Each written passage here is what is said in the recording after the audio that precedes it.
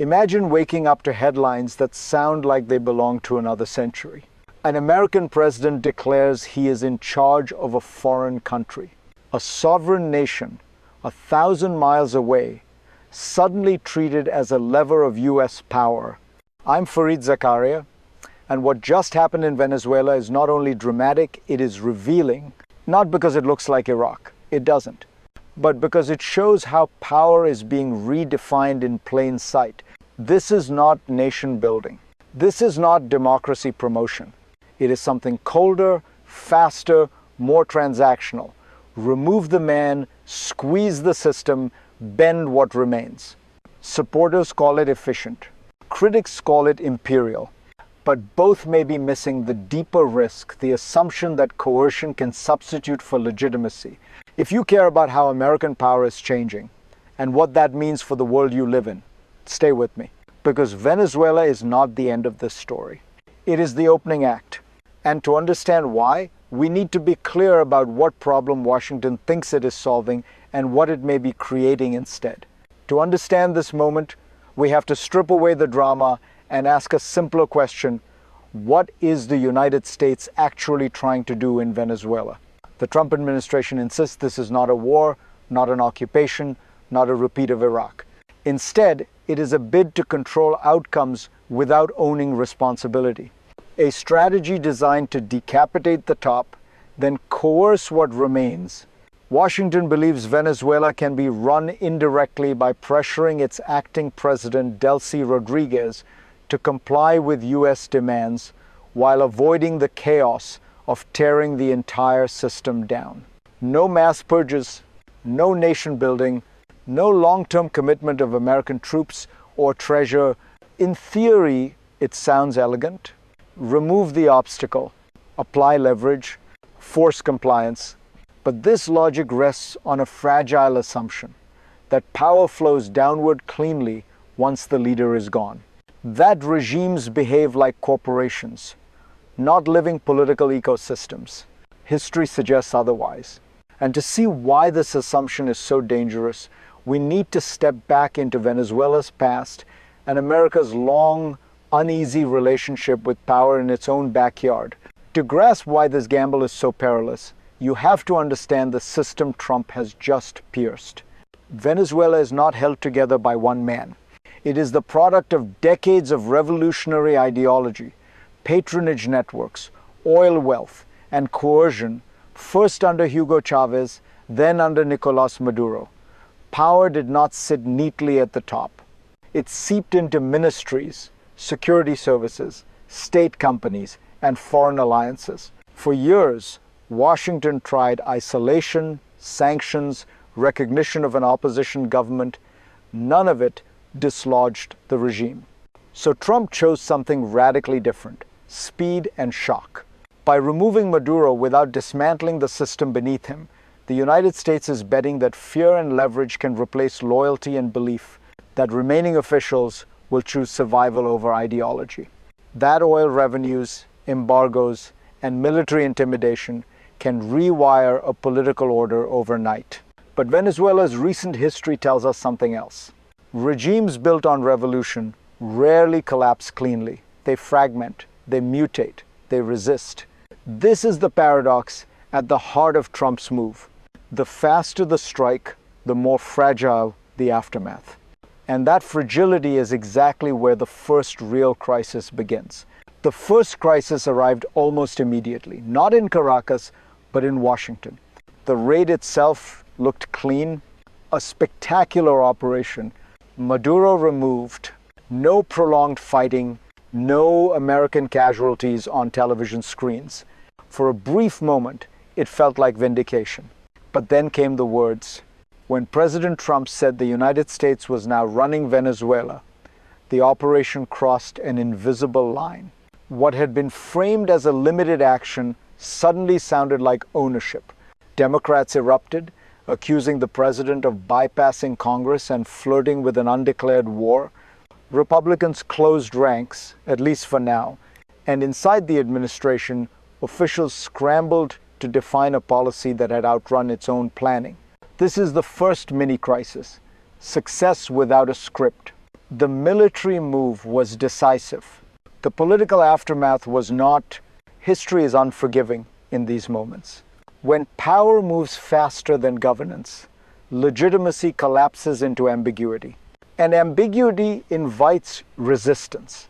If this analysis helps you see past the headlines, take a moment to stay with this conversation, because the hardest part of this story is not what America did, it's what comes next. And to understand that, we have to look beneath the surface at the hidden machinery Trump is now trying to control. Beneath the headlines and the bravado lies the real engine of this strategy, a mechanism Washington has used before, but never without cost. The Trump administration is not trying to govern Venezuela. It is trying to discipline it. The tools are familiar: oil embargoes, naval pressure, intelligence leverage, and the implicit threat of escalation. The message to Caracas is simple: comply or face consequences worse than removal. Delcy Rodríguez is not being empowered, she is being cornered. This is coercive governance, rule by conditional survival. But systems like Venezuela's do not respond uniformly to pressure. They fracture along fault lines: military commanders, intelligence chiefs, economic barons, ideological hardliners. Each calculates risk differently. Each asks the same question: who protects me when this deal collapses? That is the hidden danger. Coercion can force obedience, but it rarely builds authority. It creates temporary alignment, not durable order.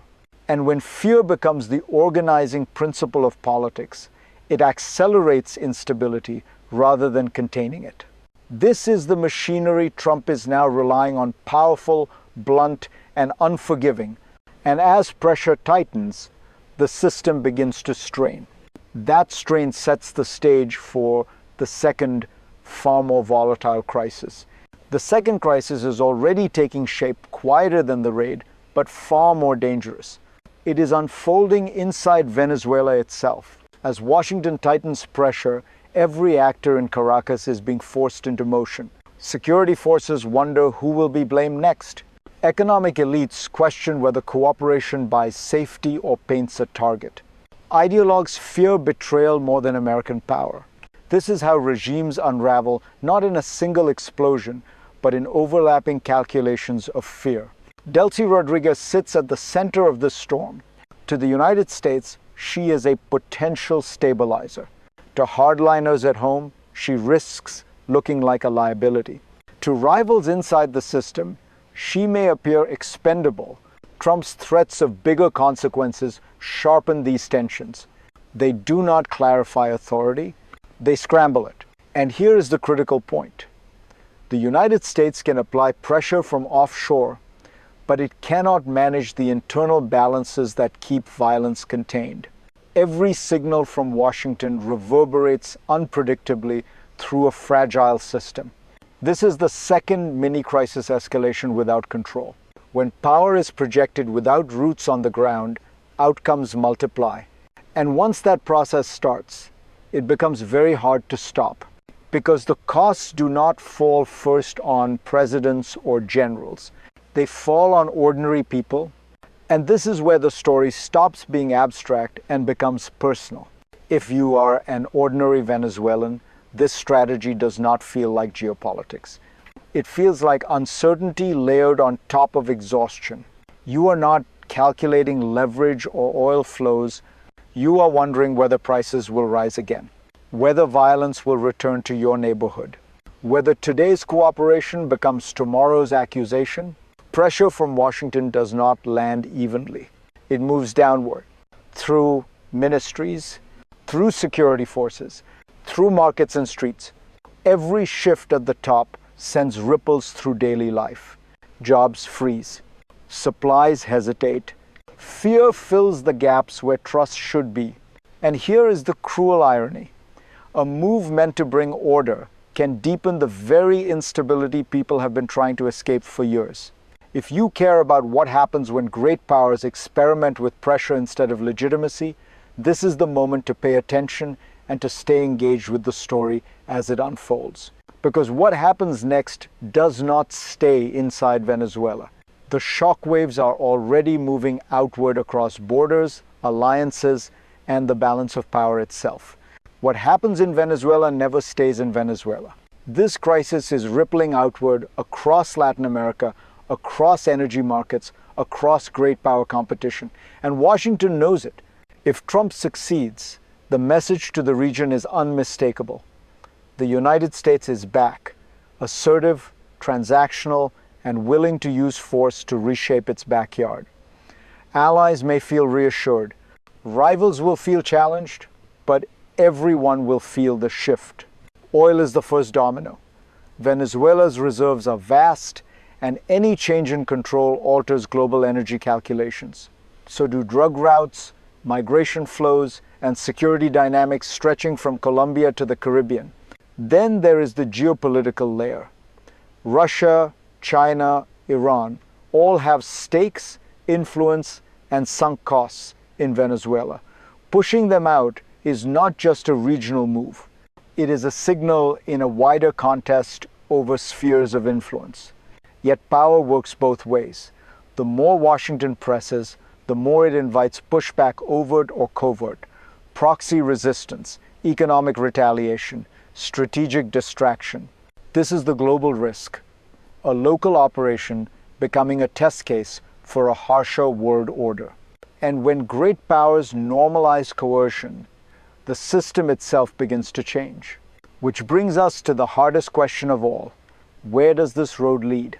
When a strategy rests on pressure rather than consent, the future never moves in straight lines. It fractures into scenarios. The first is the optimistic path. Rodríguez consolidates enough control to keep the system intact, cooperates quietly with Washington, and allows oil revenues to flow back into the economy. Sanctions ease, violence is contained. The United States claims success, a hostile regime neutralized without occupation. Order of a kind returns. The second is the middle path, and history suggests this is the most likely. Cooperation remains partial. Deals are transactional and reversible. Internal rivals constrain Rodríguez's freedom to act. Washington applies pressure, then pauses, then escalates again. Venezuela exists in a gray zone, not free, not stable, but managed just enough to avoid collapse. Then there is the dark path. Coercion backfires. Power fragments. Armed actors compete. Rodríguez becomes a symbol of American interference rather than authority. The United States faces an ugly choice: escalate further or watch instability spread. What began as efficiency turns into entanglement. These scenarios reveal a deeper truth. Power can remove leaders. It can force compliance, but it cannot manufacture legitimacy on demand. And that is the unresolved tension at the heart of this gamble, one that brings us to the final reckoning. Because in the end, this story is not only about Venezuela, it is about what kind of power America chooses to be. This is the moment where the illusion of control meets reality. Trump's Venezuela gamble may deliver oil, leverage, and headlines. It may even produce short-term stability, but it asks the world to accept a dangerous proposition: that order imposed from the outside is good enough, that legitimacy is optional. History tells us otherwise. Systems held together by pressure do not become resilient. They become brittle. By sidelining Venezuela's democratic movement and bargaining with the remnants of an authoritarian regime, the United States risks trading its long-term values for short-term dominance. And once that trade is made, it is hard to reverse. If America can run Venezuela today, others will claim the same right tomorrow with fewer scruples and less restraint. The real question is not whether this plan works. It is what it normalizes. Power is most dangerous when it succeeds without reflection. If this analysis helped you see beyond the noise, stay with this series. Share it. Question it. Because Venezuela is not an exception. It is a preview, and the future of global order will be shaped by whether we learn from moments like this or repeat them faster and harder next time.